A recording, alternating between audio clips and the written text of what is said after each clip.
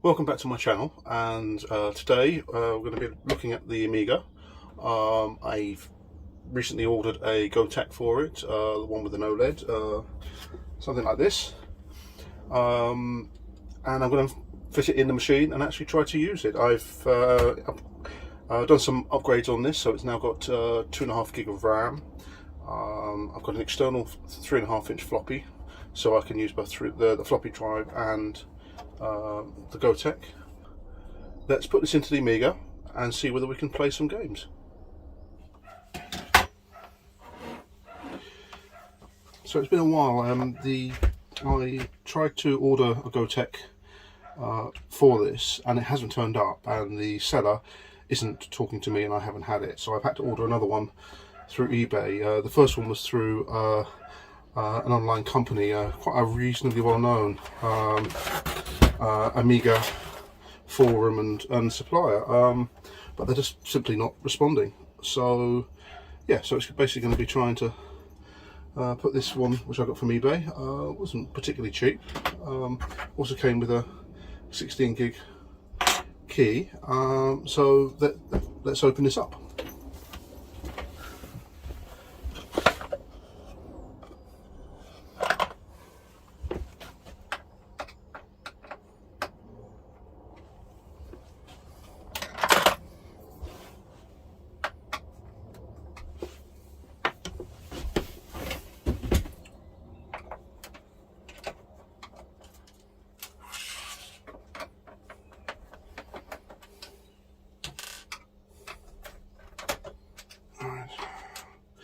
It's actually been a bit sort of depressing, really, because I haven't really got any games for this, and I don't particularly want to spend a large amount of money on buying original games when I've got the gotek. So I've just been playing around with some of the discs I've got. So hopefully I might be able to see how good the Amiga is and what everybody's going on about. Well, I do know, because I've played with these before. Right. 1, 2, 3. 1, 2, 3. Okay.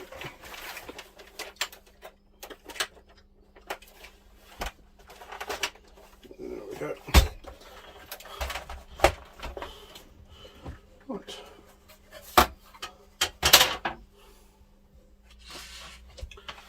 So, floppy drive. Let's take the keyboard off first of all. Gets that out of the way.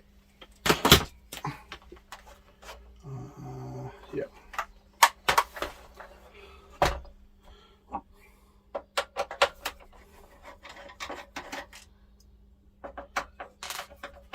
And hopefully this should just be a straightforward job to put in. I do know that one of the standoffs, this one here, is causing me a few problems, where the thread has gone on the drive itself. So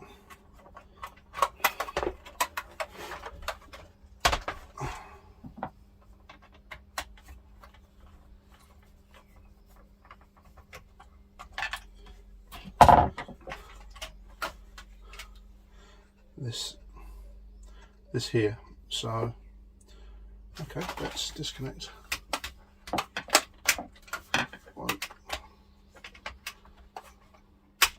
That's that.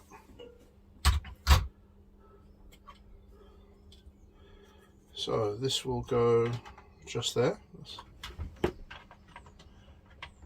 Seems fine. I need to take this stand off. Yeah, I'm gonna need a pair of pliers.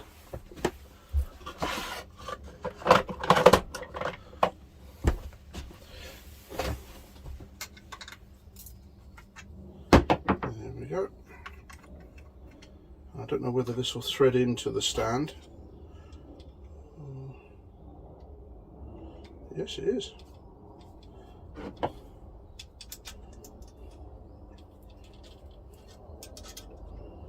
There we go. Just threading this in.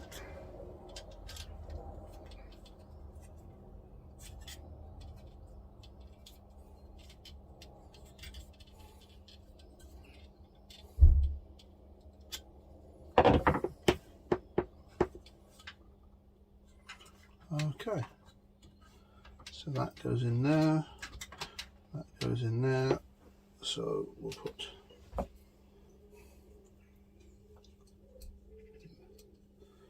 this in.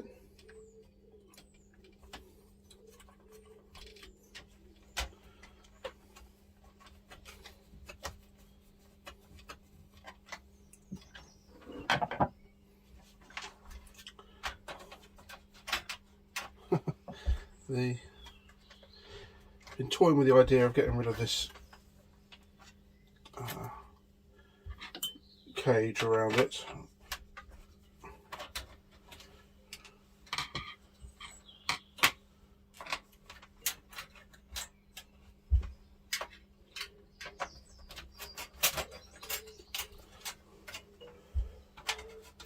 There'll be plenty of you out there who have already done this and are shouting at the screen, I know.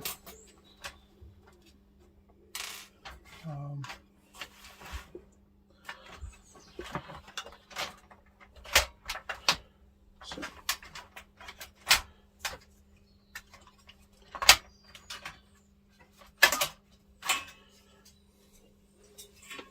Put that down there.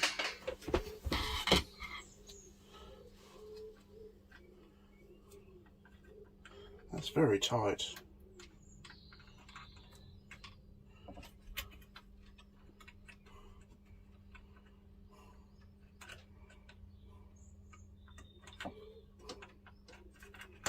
Okay.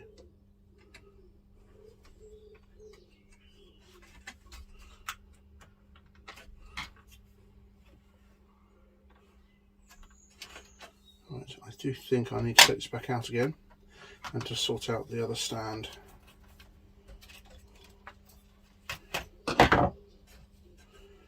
Which is this one.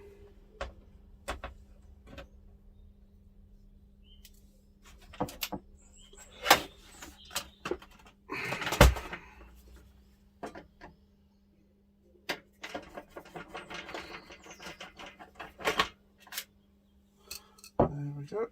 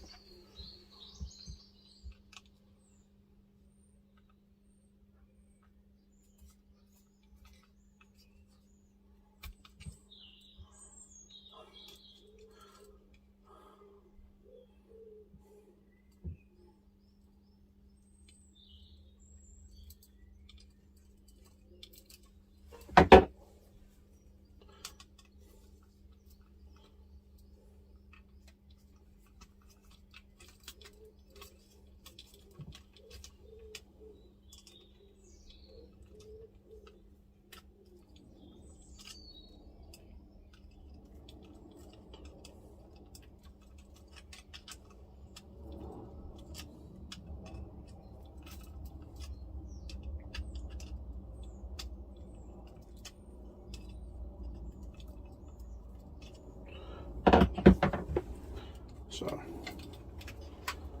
put this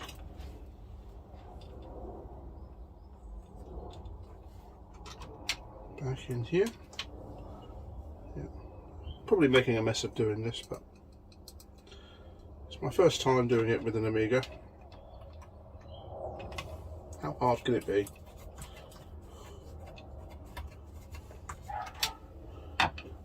Okay. Let's lay this over and see whether we can put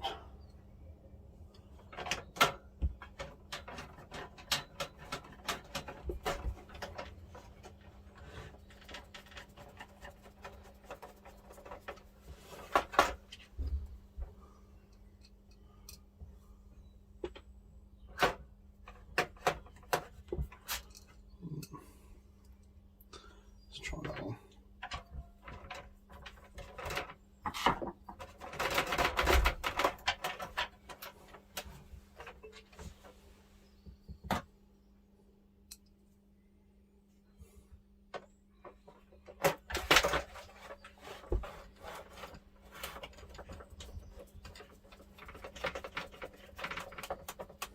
there we go.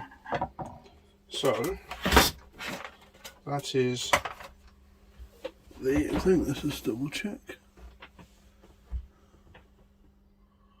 Yep. Everything's in there quite snugly. Interesting to see how that goes in. Oh, I see. Yep.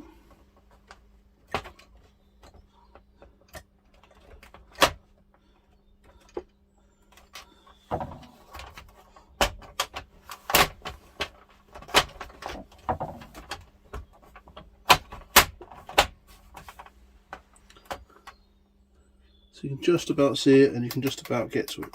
Alright, that'll do.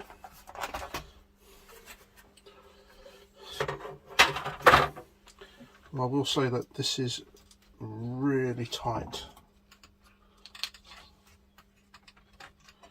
In fact, it's actually, is it pulling it off?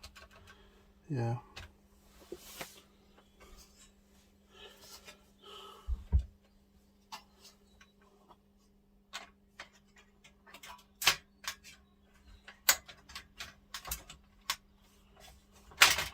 I'm wondering whether this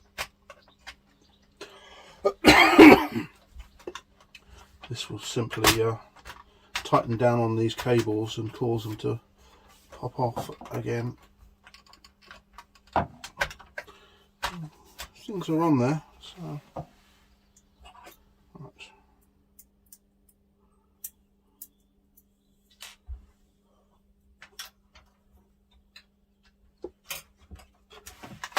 Let's just put the cage back on.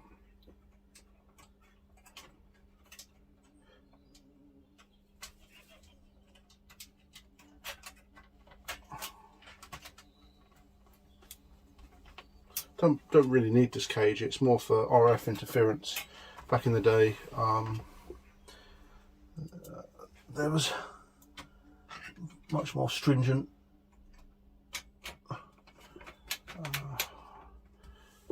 rules about radio frequency interference. I think it still is right now, but yeah, they sort of did a belts and braces approach to cover some of the main electronics. This is the RTC clock board and also the memory extraction, the trapdoor memory expansion, which I fitted. So let's put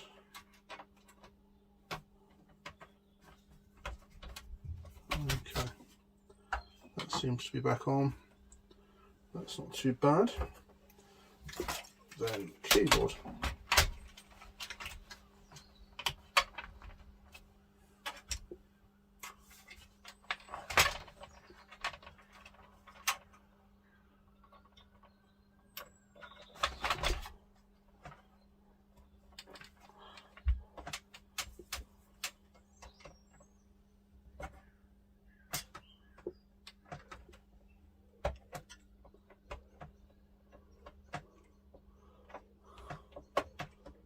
There we go.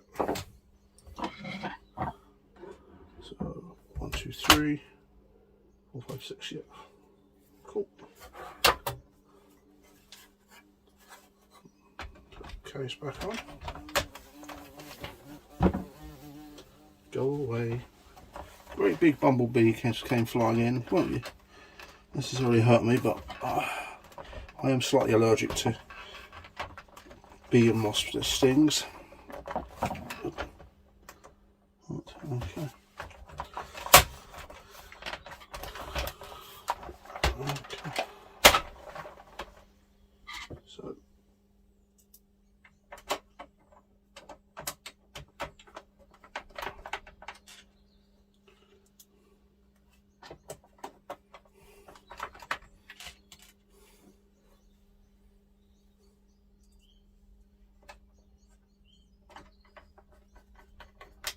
I'm going to get new feet for this as well at some point. It's not that important at the moment. So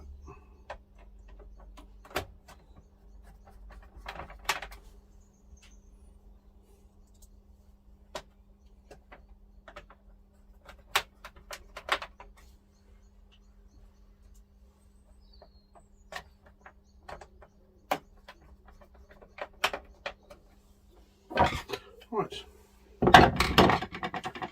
In theory, that should be it. So, let's have a look. So yes, you can still see the screen. You can access the USB key, which goes in there, and you can press the buttons. So yeah, that's not too bad considering the limitations of the slot. So let's plug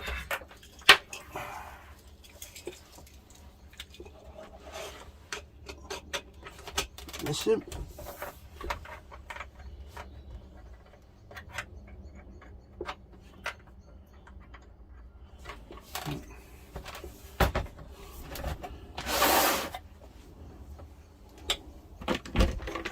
And the mouse, which I think is that one there. And there's that one there.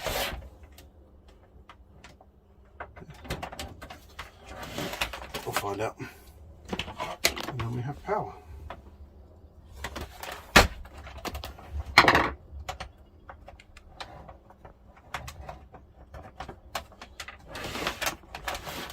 So if I switch the source, let's have a look, see what you can see now. Okay. So if I switch the source over to extension and I switch on, there we go.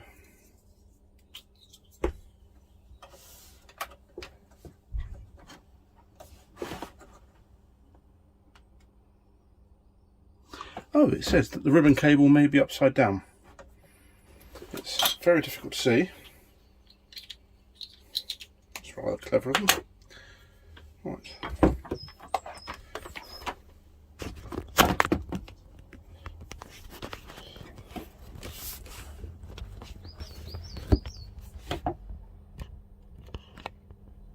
So it says ribbon cable may be upside down. That will teach me to put the cover back on. Okay. Well, we'll have to take it apart, won't we? Have to take it apart. Yep. Bear with me. Right, I've had to do a temporary fix. The cables are just so long. I was sort of thinking that even if they extended the board by a centimetre, just for the cables, that would be far better. For people who have literally just got one of these, first time you're installing it, you don't know that you need a longer one of these cables, floppy cables. So just like a centimetre of the board would actually allow that cable to be loose enough that it doesn't pop off. I've temporarily put a bag tie around the back of the board and around the edge here, and it's holding it absolutely fine, but there's quite a lot of tension in this. It's not damaging the other end either, so the power cables are just about the right length. So yeah, it actually has booted up. What I'll do is if I switch on,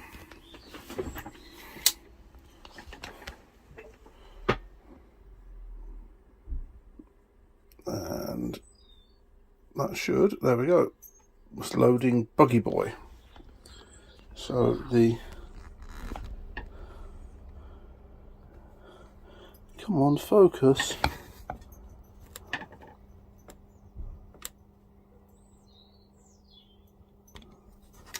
Yeah.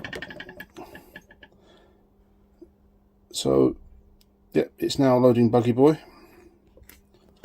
It's difficult to see the screen. Yeah. So it's starting to load and do things, and there we go. So we have a working gotek. So I'm just going to put this all back together again. I will sort something out with this cable. I will either yeah, I might try and do something with this on a more permanent basis. This is purely just to get the thing up and running. So let's put this all back together again. So everything's all back together again. Everything seems to be working. Hopefully that bag tie will stay there for the duration. I'm just going to basically try one or two. Oh, there we go. We have sound.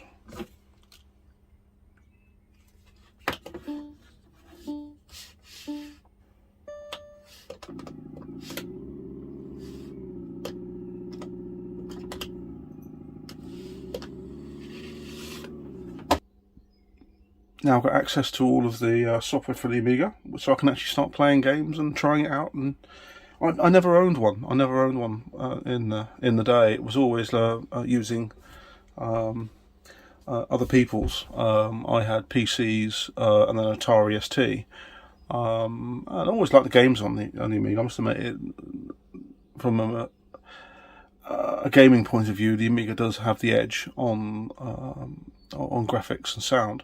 But the Atari ST was my love, because I did a lot of programming and non-game stuff on it, and also I've used them with MIDI keyboards and synthesizers and stuff like that. So yeah, getting this Amiga was a bit of a voyage of discovery. So okay, there we go. So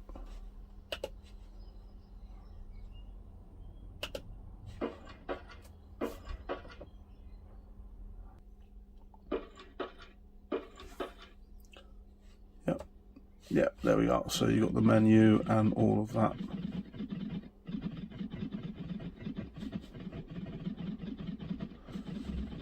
Yeah. Let's try and...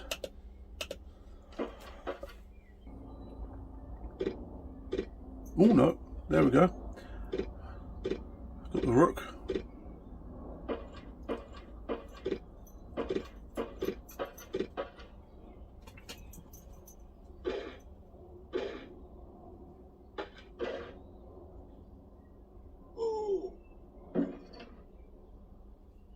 Bloody as ever. Right.